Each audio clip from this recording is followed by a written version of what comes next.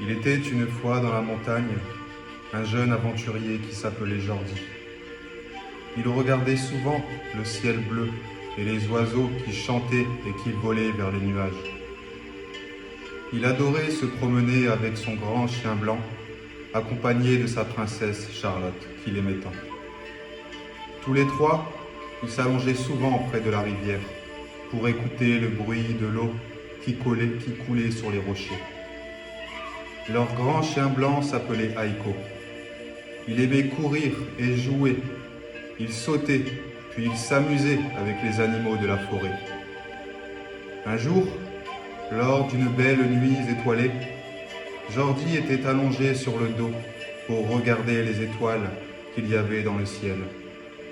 Il se demanda comment toutes ces belles choses étaient arrivées.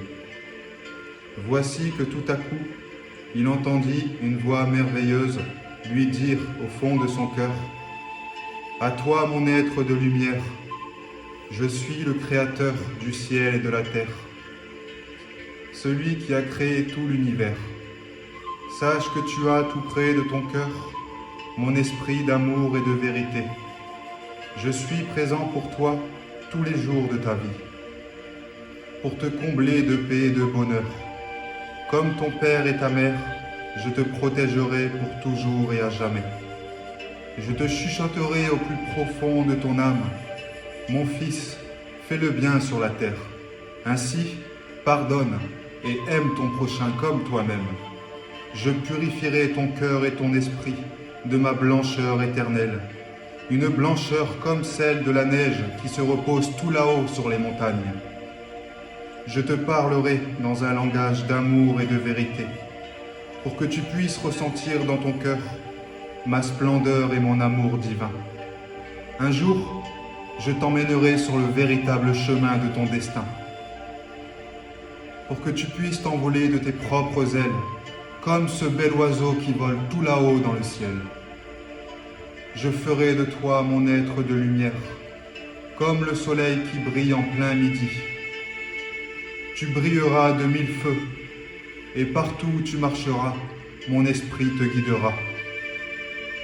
Je t'apprendrai chaque jour à vivre en harmonie, dans le respect et la bienveillance, pour que l'amour triomphe sur la terre, pour que la bonté et la pureté inondent ton cœur, ton âme et ton esprit. Et quand tu te réveilleras le matin, je toquerai à la porte de ton cœur, pour que tu puisses t'épanouir dans ma grandeur, et ainsi donner le meilleur de toi-même sur la terre. Tu découvriras le véritable amour que tu as depuis ta plus tendre enfance. Les paroles qui sortiront de ta bouche seront douces et sucrées d'amour, comme le fruit de l'arbre qui est si bon et si doux sous ton palais.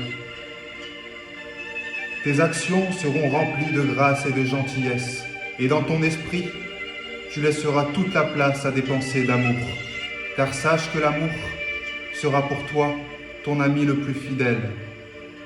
Il fleurira ta vie de couleur et de joie. Ton visage deviendra rayonnant et doux comme la fleur au vent qui se repose dans les champs.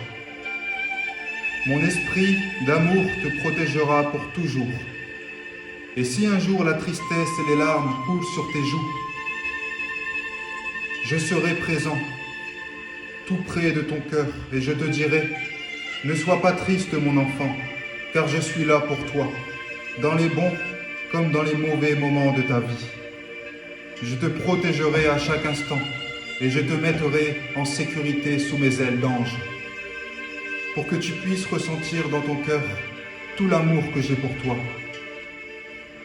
Tu grandiras chaque jour dans mon amour éternel, et tu ressembleras à ce bel arc-en-ciel.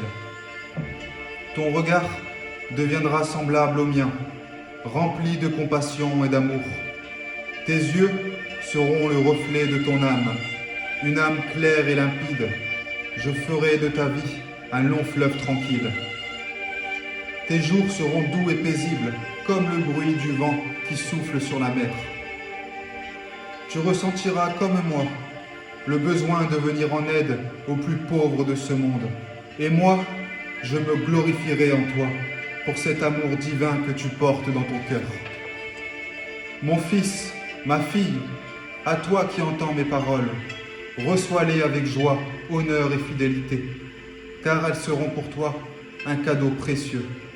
Garde-les près de ton cœur, et mon amour te sera toujours, encore et encore. Même dans tes nuits les plus sombres, je te guiderai dans ma lumière éternelle. Je serai avec toi, et tu ne te perdras pas. Je t'abriterai à l'ombre de mes ailes, et tu t'endormiras paisiblement dans un sommeil éternel. Sache, mon enfant, que si tu es dans ce monde, c'est pour que je puisse avoir la grâce de t'aimer à chaque instant de ta vie, pour te regarder grandir dans ma présence divine et te voir porter du fruit dans ton cœur, des fruits de toutes sortes, sucrés d'amour, de paix et d'espérance. Je veux te voir sourire, puis courir sur les chemins éternels. Mon enfant, je veux t'entendre chanter et crier de joie face à la tristesse. Car quand tu seras triste, moi aussi je le serai. Mais ensemble, nous redeviendrons heureux pour toujours et à jamais. Car en vérité, je te le dis, toi et moi, nous faisons qu'un. Je représente l'amour qu'il y a dans ton cœur. Et moi, le grand Créateur, je me réjouis de ton bonheur. N'oublie jamais que je t'aime d'un amour inconditionnel et que je t'emmènerai toujours sur mes chemins éternels. Après avoir entendu cette voix merveilleuse, Jordi était rempli de joie. Il se mit à ressentir au plus profond de son cœur l'esprit du grand Créateur. Il savait maintenant qu'il y avait un être supérieur, celui qui avait tout créé sur la terre et dans le ciel. Jordi se mit à chanter de joie en criant « Gloire à toi, Créateur du ciel et de la terre, car tu me protèges tous les jours de ma vie et tu me combles d'amour infini. Je chanterai des mots d'amour et dans tout l'univers, je ferai le bien sur la terre. Je partagerai mon pain à celui qui aura faim et je donnerai à boire à celui qui aura soif. Je ferai de toi ma gloire et ma lumière. Et quand tu toqueras à la porte de mon cœur, je serai présent pour toi, ô mon grand Créateur. » Après que Jordi eut dit tout cela, il se mit à entendre au fond de son cœur la voix du grand Créateur lui disant « Je te bénis, mon fils, car j'ai entendu tes paroles si douces et si belles. Je ferai de toi ma lumière éternelle. Tu marcheras sur les chemins infinis du paradis. Ton visage sera beau comme les anges du ciel. Je t'offrirai ma clarté et ma pureté, et tes yeux seront comme les couleurs d'un arc-en-ciel. Je te ferai accomplir de grandes choses sur la terre, et partout où le vent te portera, tu sèmeras l'amour et la paix. Je serai ton bouclier et ta forteresse face aux tempêtes et aux vents puissants venus des quatre coins de la terre. J'enverrai mes anges du ciel pour te protéger. Ils te mettront à l'abri et en sécurité. Tu ne craindras ni la flèche qui vole de jour, ni les terreurs de la nuit, car je serai avec toi et je te couvrirai à l'ombre de mes ailes. » Après que Jordi eut entendu cela, il remercia le Créateur de tout son cœur. Puis il rentra chez lui, envahi de joie et d'amour. Une fois rentré, il prit du pain et de l'eau et parta à la rencontre des plus pauvres de sa ville pour leur donner à manger et à boire. Lorsqu'il arriva devant un malheureux qui était assis à terre au coin d'un chemin, Jordi lui tendit sa main pour lui donner de son pain. Le malheureux lui souria en disant « Je te remercie pour ce que tu fais, car je n'ai pas l'habitude que l'on s'intéresse à moi. » Le pauvre malheureux se mit à pleurer de joie. Jordi le regarda, lui souria, puis il s'en alla. Il partit à la rencontre d'autres malheureux de sa ville, pour les nourrir de son pain et pour les rafraîchir de son eau. Après qu'il eut donné et partagé toute la nourriture qu'il avait préparée, il rentra chez lui et sur le chemin du retour, il ressentit au fond de son cœur l'amour du grand Créateur.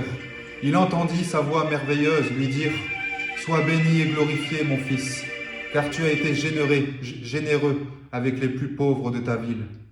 Tu as été héroïque et attentionné. Je remplirai ton cœur d'amour et de grâce pour ce que tu as fait à ton prochain le plus pauvre. Moi aussi je te rassasierai de longs jours. Je te nourrirai du fruit de mon amour éternel. Tu ne manqueras jamais de rien, car en vérité, je te le dis, toutes les fois que tu donneras à manger et à boire aux plus pauvres de ce monde, c'est à moi que tu le feras. » Après cela, Jordi se mit en route vers de nouvelles aventures, avec Aiko, son grand chien blanc. Il était bien décidé à suivre les chemins du grand Créateur. Il se disait que le vrai bonheur était dans son cœur. Il commença à parcourir des chemins magnifiques en se laissant porter par le vent. Un soir d'hiver, lorsqu'il marchait avec Aiko, son chien, qu'il aimait tant, il voya un homme trembler de froid. Il était seul, assis sur un banc, sur lequel il alla passer la nuit. Jordi s'approcha de lui, puis il enleva son manteau et son bonnet pour le lui donner. Mais le monsieur était gêné à l'idée d'accepter cela. Alors Jordi lui dit, « Ne vous inquiétez pas pour moi, car ce soir je dormirai au chaud chez moi, alors que vous allez dormir dans le froid. Je pense que vous en avez plus besoin que moi. » Le monsieur était gêné et joyeux à la fois. Accepta, puis se couvra la tête et le corps.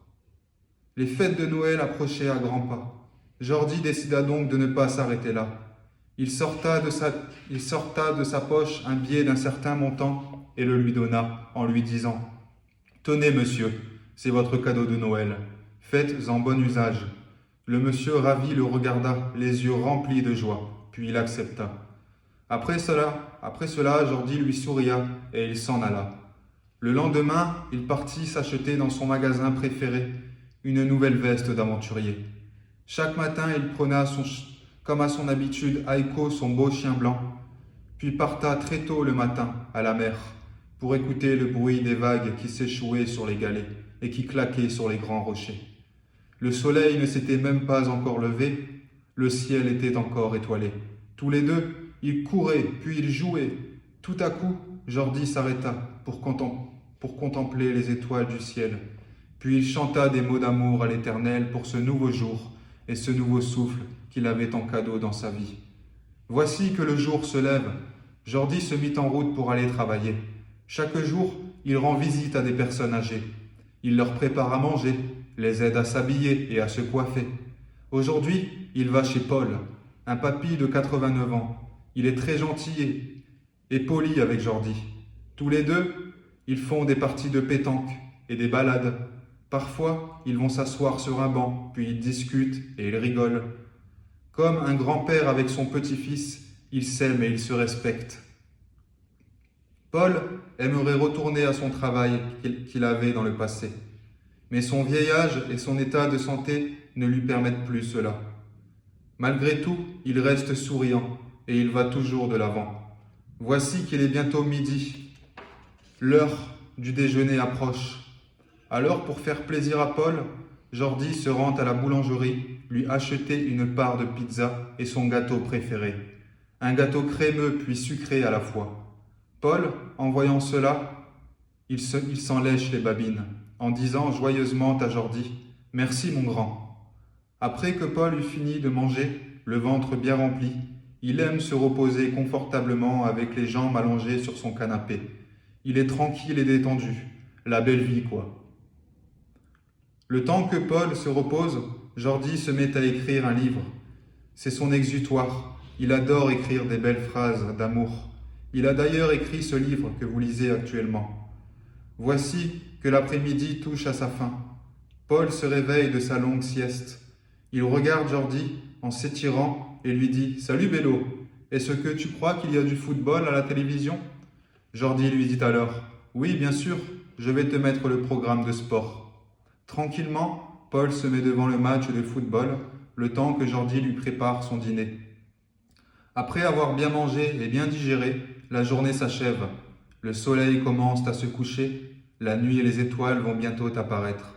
Alors Paul décide de se mettre au lit. Jordi veille sur Paul comme les anges toute la nuit, il reste près de lui. Car, à 3 heures du matin, Paul se réveille souvent, très angoissé. Il est confus dans son esprit. Sa maladie prend souvent le dessus. Il perd tous ses repères. Pourtant, à l'abri, il est en sécurité chez lui. Mais il l'oublie. Alors Jordi le rassure avec douceur et bienveillance. Doucement, il lui dit « Paul, sois tranquille, tu es dans ton lit. Tu peux te rendormir. En paix, je veillerai sur toi et je viendrai te réveiller demain matin pour te préparer ton petit déjeuner. » Paul lui répond d'une voix rassurée « Merci mon grand. » L'esprit de Paul s'apaise. Peu à peu, il reprend ses repères. Le calme lui revient. Il ferme les yeux et se rendort paisiblement. Tout à coup, Paul se met à prouter. La maison se met à trembler. L'odeur commence à piquer. Jordi se met des cotons-tiges dans le nez pour ne pas sentir l'odeur, mais en même temps, il se met à rire tellement fort que les cotons-tiges se mettent à tomber de son nez. Alors il les remet, puis il retombe, puis il les remet, et puis il retombe. Au bout d'un moment, l'odeur s'éloigne de la chambre de Paul. Jordi peut enfin respirer un grand coup. Ouf, se dit-il. Voici que les heures passent. Le jour commence à se lever. Il est 7 heures. Paul dort encore. Il ronfle très fort. Pendant ce temps, Jordi lui prépare son petit déjeuner matinal. Une biscotte nappée de confiture, une boisson vitaminée et un petit café. Paul se réveille et se lève. Il se dirige vers la cuisine et en voyant Jordi, il lui dit « Hey, ça va Bello ?» Jordi lui répond « Oui, impeccable, à part qu'il y a eu de l'orage cette nuit. » Paul, un peu étonné, lui dit en prenant sa tasse de café encore chaude et fumante « Moi, je n'ai rien entendu. »« C'est normal, cette nuit, tu as ronflé encore plus fort qu'un cochon, » Jordi lui répondit-il. « Cela veut dire que je suis heureux et en bonne santé, » s'exclama-t-il en riant. Après qu'il eut bien rigolé, Paul alla se débarbouiller. Pendant ce temps, Jordi lui prépara une tenue vestimentaire pour la journée. Paul, frais et bien débarbouillé, sort de la salle de bain pour enfiler ses vêtements que Jordi lui avait préparés.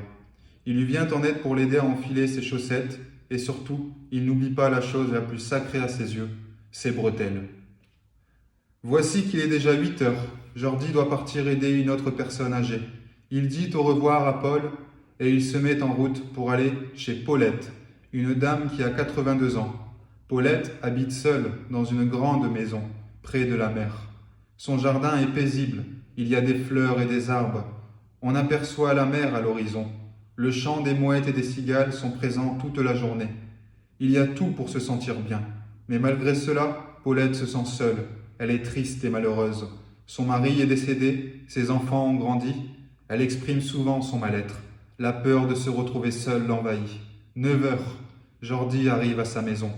Paulette est soulagée d'apercevoir enfin un visage. Elle aime avoir de la compagnie pour discuter autour d'un café.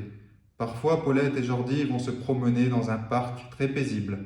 Il y a des jeux pour que les enfants jouent et s'amusent. Les habitants du quartier disposent quelques livres dans une boîte en bois à l'entrée du parc. En voyant cela, Paulette et Jordi se proposent de lire un peu sous l'ombre d'un olivier assis sur un banc. Il y a du soleil, les oiseaux chantent, on entend les enfants qui rigolent et qui jouent. Certains se font des batailles d'eau, d'autres font du toboggan et quelques-uns jouent au football. Les minutes passent, Paulette a envie de rentrer chez elle.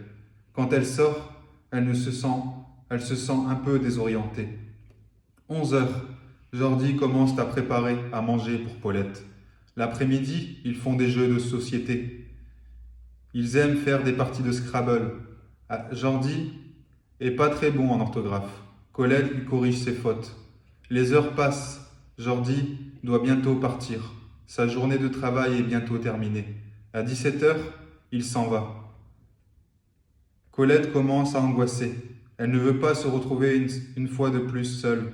Jordi essaye de la rassurer et lui dit « Colette, ne sois pas angoissée, je vais bientôt revenir te voir. » Malgré cela, Paulette panique. Ses mains se mettent à trembler. Son visage devient triste.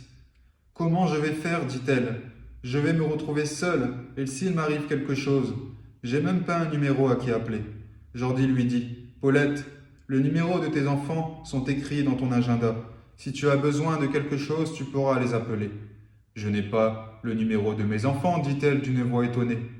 Jordi lui dit « Bien sûr que si, Paulette, tu les as appelés plusieurs fois avec ton portable. »« Je n'ai pas de portable, dit-elle. » Malgré la bonne volonté de Jordi, Paulette oublie. « Je deviens vraiment folle, dit-elle. » Jordi répondit « Non, ce n'est pas de ta faute, ça arrive d'oublier parfois. » Après cela, Jordi lui dit au revoir, les yeux remplis d'amour et de bienveillance. Paulette lui dit merci, puis Jordi s'en va. De retour chez lui, Jordi ouvre la porte. Aiko, ravi de revoir son maître, il lui saute dessus, en posant ses 2 pattes avant sur ses épaules. lui faisant plein de bisous. Le visage face à face, Aiko ne se gêne pas pour lui lécher le visage, avec sa grande langue encore chaude et baveuse. Charlotte, ravie de revoir Jordi, elle le prend dans ses bras et lui dépose un baiser d'amoureux sur ses lèvres. Ils ont également 3 petits chats. Tout aussi ravis de revoir leur papa, ils viennent se frotter contre ses jambes en réclamant des caresses et des poutou-poutou. Après ces belles retrouvailles, Charlotte et Jordi partent se promener avec leur beau chien blanc Aiko. Ils vont dans un grand parc pas très loin de leur maison. Là-bas, il y a toutes sortes de chiens. Aiko s'amuse avec les autres chiens. Parfois, il court à toute vitesse avec Jordi. Il se roule sur la pelouse, il se relève et il creuse des trous pour s'allonger dedans.